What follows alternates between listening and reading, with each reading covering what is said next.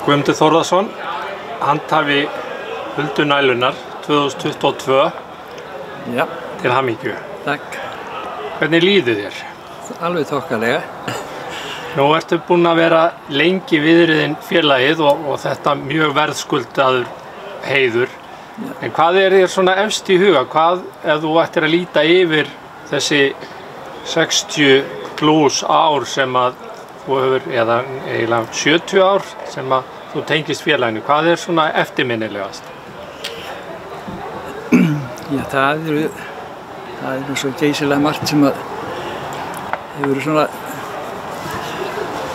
komið til.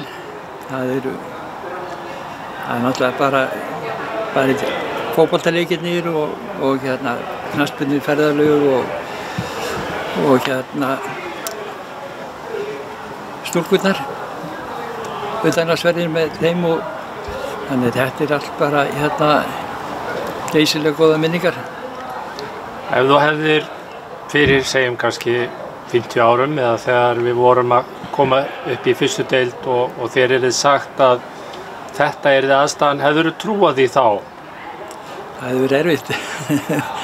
Það er maður bara eftir því til dæmis að þegar ég var íþróttafulltrúi eitt árið fyrsti, þá fór ég að hitta Smárakvaðsfjölskylduna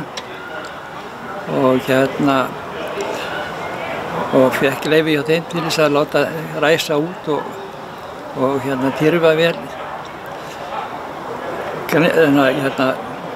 völl niður á Smáratúni sem var þá og ég held að hann standi ennþá svona völlur. Hann stendur alveg fyrir sínu? Já, já. En nú stendur meistaraflokkur kalla á ákveðnum tímamótum, við erum komnir í úrslitakeppni. Áttu einhver ráð handa strákunum núna þegar þessir síðustu 5 leikir standa fyrir dyrum? Já, grundvöllin það að skora að minnstu steinumarki meira heldur en andstæðingurinn í þeim leikjum sko.